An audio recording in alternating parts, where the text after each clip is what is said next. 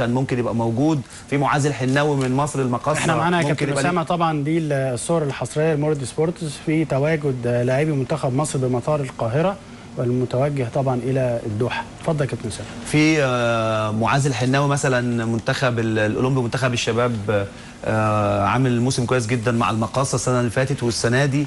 في المكان ده ناس، في اوكا طبعا هو واخده، لكن من وجهه نظري ان فتح الله وجمعه لعبوا مع بعض فتره في المنتخب الفتره الاخيره، فالافضل انه يبقوا مستقرين في المنطقه دي. وفي احمد فتحي طبعا وبيلعب ناحيه الظهير الايمن، وانا قلت انه احمد فتحي والمحمدي هما اللي في الجانب الايمن.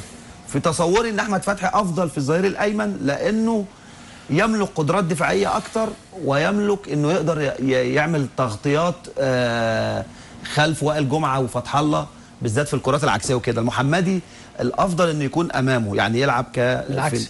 طيب دي وجهه نظر. انا قبل ما حضرتك